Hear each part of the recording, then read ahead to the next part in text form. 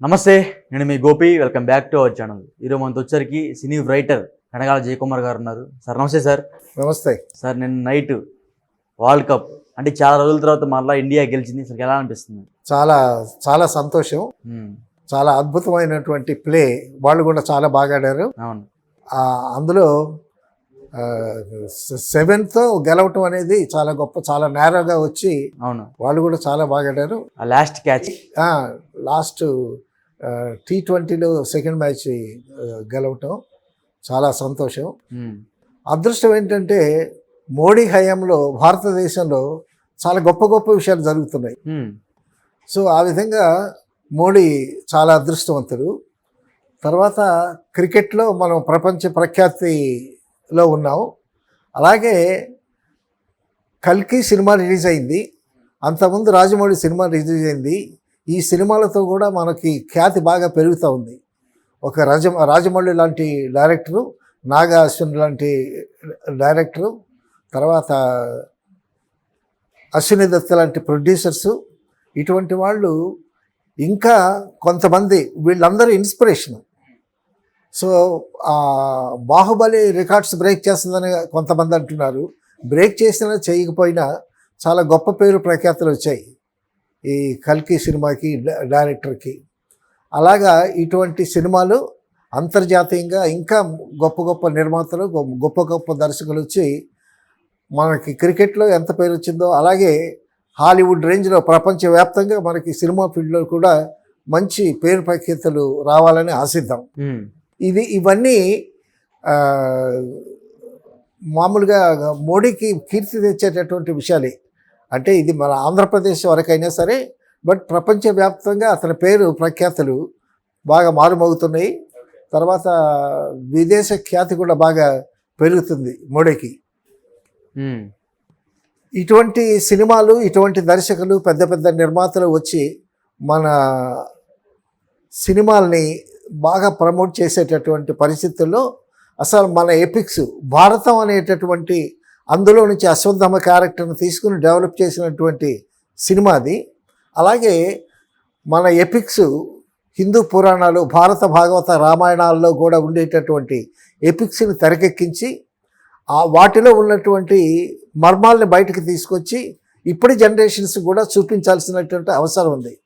ఇప్పుడు భారతం తెలిస్తేనే కానీ ఈ కల్కి బాగా అర్థం కాదు. కల్కి కాబట్టి ఏంటంటే మన ఎపిక్స్లో చాలా గొప్ప గొప్ప కథలు ఉన్నాయి.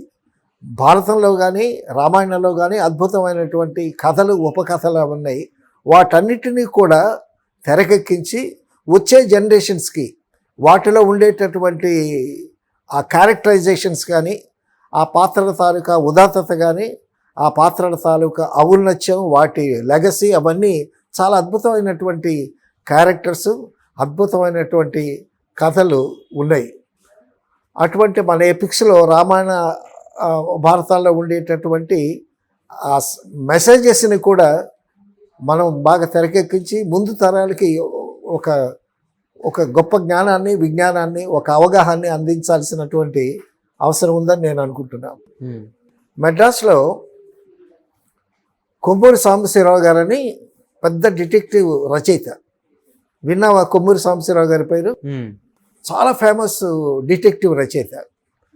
ఆయన నవల వచ్చిందంటే ఎండమూరి వీరేంద్రనాథ్ నవల ఎలా అయితే చదివారో అలాగే కొమ్మూరి సాంబశివరావు నవలలు డిటెక్టివ్ నవలలు. డిటెక్టివ్ యుగంధర్ అని ఆ క్యారెక్టరు ప్రతి నవల్లో డిటెక్టివ్ యుగంధర్, అతనికి అసిస్టెంట్గా రాజు అని ఒక అసిస్టెంట్ ఉంటాడు. వాళ్ళిద్దరూ కలిసి పరిశోధన చేస్తారనమాట, డిటెక్టివ్స్ వాళ్ళిద్దరు. ఓకే. సో ఆ నవల వచ్చిందంటే మార్కెట్లోకి, ఆ నవల పట్టుకుంటే చివరి పేజీ వరకు చదివేంత వరకు వదిలిపెట్టరు.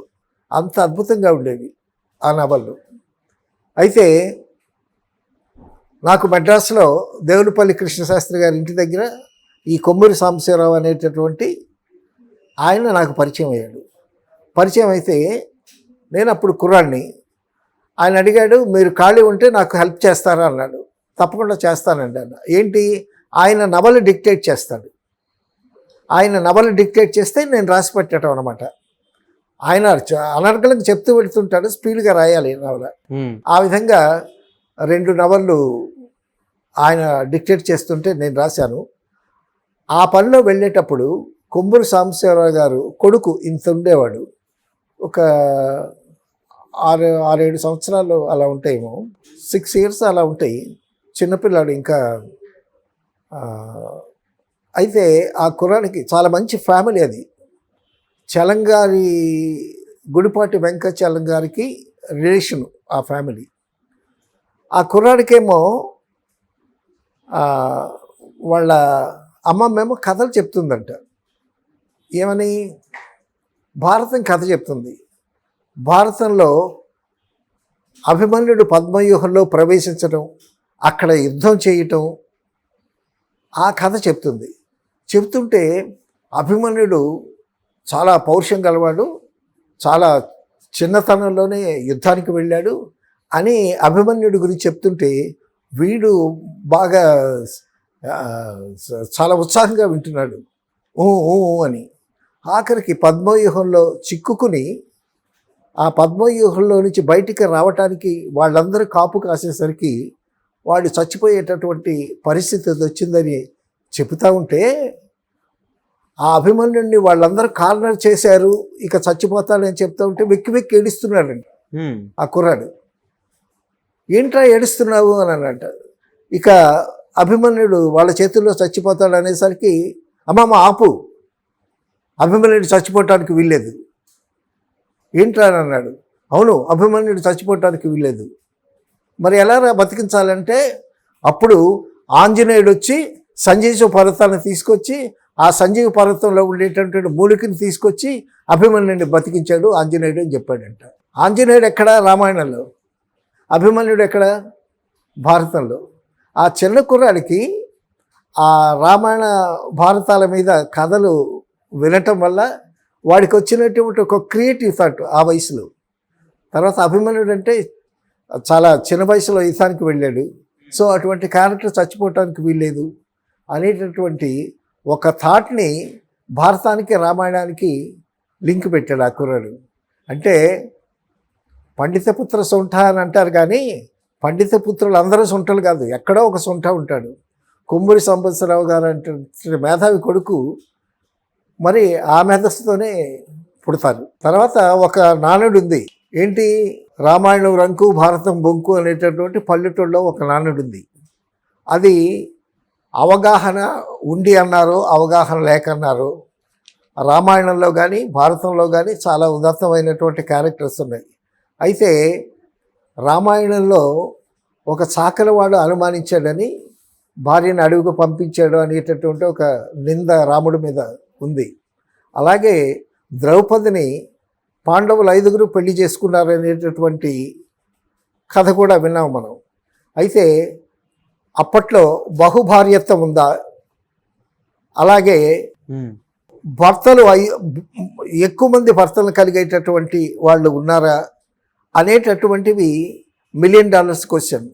సో అటువంటి మర్మాలన్నీ శోధించి పరిశోధించి అవసరమైతే తెరకెక్కించి వాటిని చాలా అత్యద్భుతమైనటువంటి ఈ కల్కి, ఈ రాజమౌళి ఈ సినిమాలాగా అద్భుతమైనటువంటి సినిమాలుగా మంచి విజువల్స్ క్రియేట్ చేసి చేయగలిగేటటువంటి దర్శకులు రావాలి.